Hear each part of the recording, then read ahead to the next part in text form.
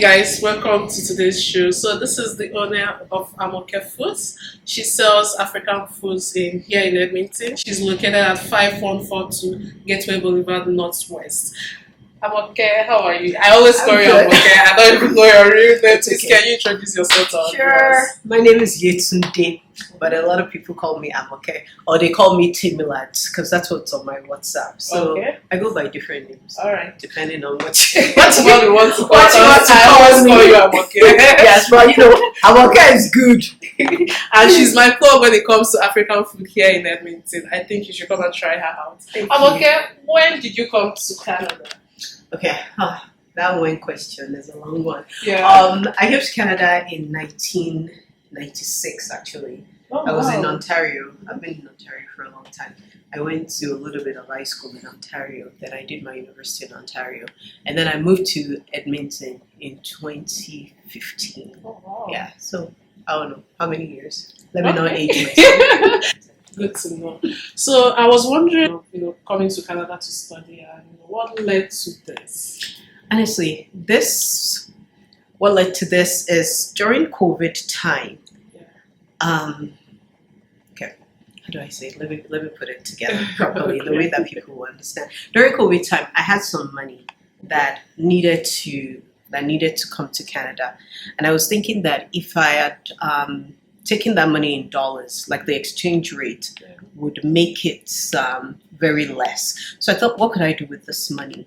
And I just bought some things. And I said, okay, at least then when I sell it here, it would just give me a better exchange rate. And that was what happened. I get profit at the end. I get profit at the end. And that was how it started. Honestly, like, I would never have seen myself selling anything. Wow. If not that, okay, I'm like, I don't want to lose out too much on this money. Yeah. So that was how this started.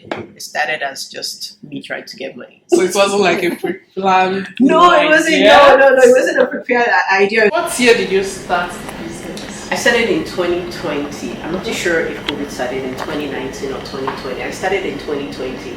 And I was just so blessed that with COVID and everything being shut down, this was something that people wanted. So we started at home. We started with delivery. I was doing free delivery at the beginning just to get people to know me and to get people to order. So I was doing free delivery, and people were just like,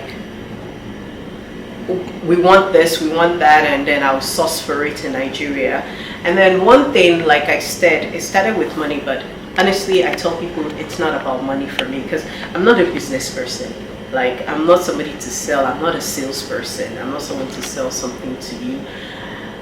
What kept this going? I know, like, I'm moving away from your question. No, it's allowed. You can express it however you want. What kept this going is the relationship. People I met through my journey of selling to them, like through my customers. They became my friends, they became my sisters. Like you, for example. Yeah, whenever I come here, I spend more than gist. Like, we're always right on gist. We always have things to talk about. I know. So you never get bored. Like I enjoy coming to your show. My church friend always says that you have the gift of gabbing. Yeah. She always says to me every time she sees me, like, you have the gift of gabbing. Like, I can talk forever. So it's the relationship, because I would never have met most people, if I was just in my house or if I was just doing my 9-to-5 job. So this gave me an experience and an opportunity to meet people, new people, like different people. Like, I've met different people from all walks of life through selling to them. I've met doctors, lawyers, I've met a cleaner, I've met a student. Like, I've met different people and I've treated them the same way, and I've been blessed through them too, because some of those people that I meet are the ones that tell me, do this, do that, sell this, sell that, and it's been such a huge blessing. Yeah. So my two takeaway from what she has said so far is you don't need to start big. She started from her home and then moved to this beautiful location and building a relationship with people. That's the second takeaway, because she kind of meets people and she sells to them. She's not all about the profits, but great interactions. So if someone is to start this business, let's say someone from Nigeria is planning to start an African store just like yours, is there like some sort of certifications or government stuff like documentation you need for this to happen? Yes, it depends on what they want to do, honestly. If you want to be bringing in the import, like there are government certifications that you need to get. You need to get like CFIA, you need to go through customs if you want to bring it in directly by yourself. And some people, they don't want to go through the stress of sourcing in Nigeria, shipping and the cost and everything. They just want to buy, like from somebody that already brought it in, and they just want to buy from that person. So you need a business license in Alberta. I think in any province you're going to need a business license. You need a food handling permit, and it depends on what you want to do. Do you want to be packaging? Does it come packaged already? Those kind of things. So just like yours, because most of our goods are well packaged. This is crayfish. It's branded with our company logo and everything. So you get a different license for this. Yeah, you get a food. Like funny thing, like my crayfish comes packaged like this from Nigeria. Okay. They come packaged like this. So I tell them, the people that package my stuff, I tell them what I want, like the sizes that I want. And then it comes packaged like this, so I have them in different sizes. And another thing that I find, because labor is very expensive in Canada, like hiring somebody to do this, to do the packaging. That's a smart one, like you do it from Nigeria. Saves you the stress and labor and everything. Wow. So as you can see, most of our goods are well packaged. So yeah. So one thing I love about Amoke is she brings in fresh goods from Nigeria or whichever country you're coming from. So as you can see, she has bongo, bitter leaf, garden egg, even agidi or eko by Yorubas. So she has basically all the fresh things, even the moi moi leaf, scent leaf, whatever you want, and you want it fresh, she's the one that you need to go to. So just to note, do you deliver to any province in Canada, or you're just running out? Yes, we do delivery, but one thing I always tell my out of province people, like now we have fresh leaves. I have people calling me from Winnipeg and even Calgary saying, can you send some to me? Yeah. Today's Friday, and it's a long weekend. So if I put it in the mail today, it's just going to sit in the post office till Tuesday. Yeah. So I try to tell my customers that it's not, and that's one thing I say, it's not about just getting your money. It's about what's the best value for your money.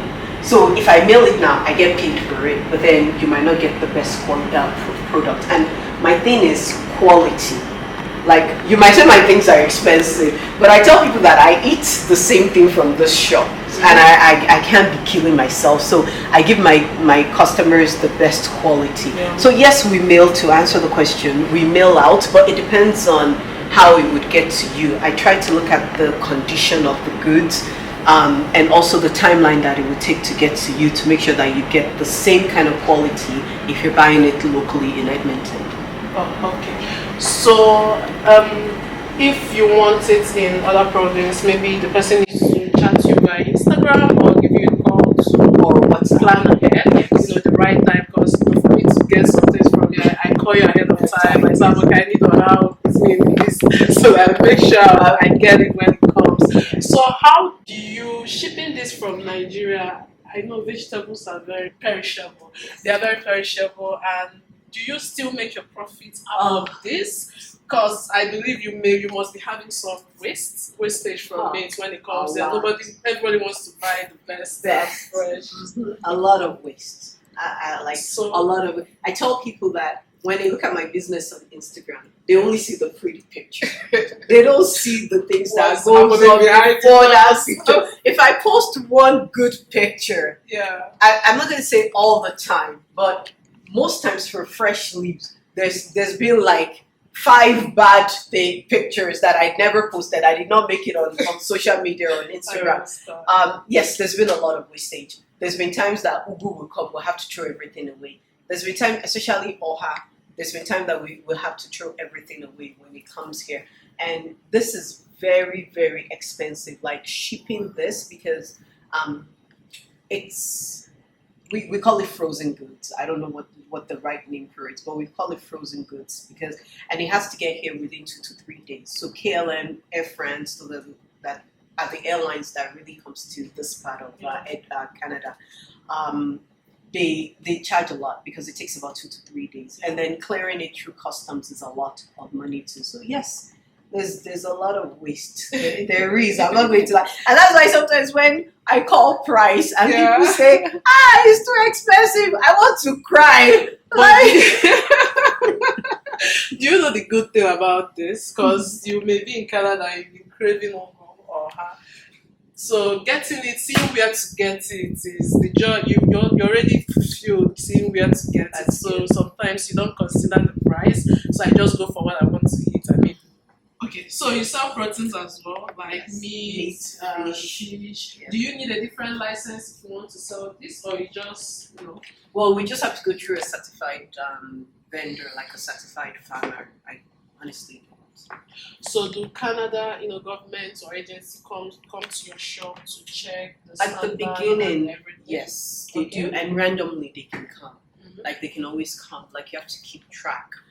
If there's a recall or if you have to keep track of all those kind of things too. So they can come. Alberta Health can come to check upon you, and also any of the government agencies. I think. I mean.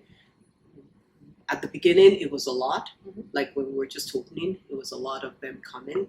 But then as time goes by, and the brand is trusted. Yeah, they can tend to. But I mean, the thing about Canada is that they're really concerned about safe foods for Canadians. Mm-hmm. They want the food that we're selling to be safe for consumption, which is a good thing. So, and I'm so happy for that because then that way you know that what you're buying is safe. Like. You don't have to really worry about it. It's the same standard. It doesn't matter if it's Nigerian food or African food. Yeah. It's the same standard as Canadian food, and we just have to meet up to the standard. Okay, so let's get into the real talk right now. Let's ask Amoke if she thinks this business is profitable for anyone who wants to venture into it. What do you say? I'll say yes. Okay. I'll say yes. It depends on what your profitability is, like what you consider profitable.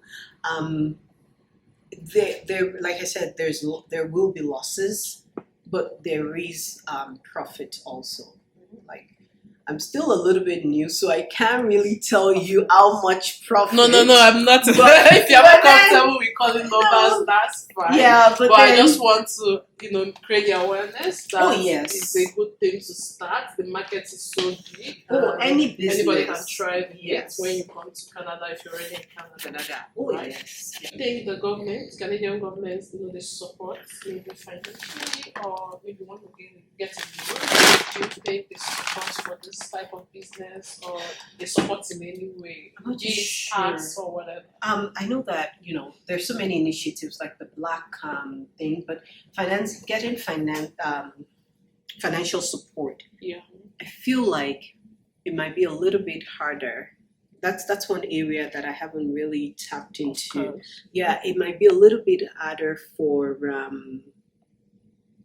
being small. Yeah, being a small business and a Black business entrepreneur. Like I know that was a big concern at a time, and that's why they started the Black entrepreneurship thing loan. Okay. I mean, there's so many other places that you can get loan, but sometimes it's not readily available. Like it's almost like you're not educated on how to go about these things or how to get them. Yeah. So yeah, sometimes that was a big thing for me, like navigating through getting funds. Okay. All right, so do you ever see yourself leaving the regular 9-to-5 job to set up a business? Like, well, even when it starts paying my your my bills, when it starts paying my bills, okay, but not right now. You're just new. When did you start? You said 2020, so. Yeah, 2020. Yeah, you can. I'd like you to give some advice to anybody who is planning to start a business in Canada, most likely African store, and maybe they're in Nigeria or any other African country. Any advice you can give them to help them, settle in and start the business in the right field.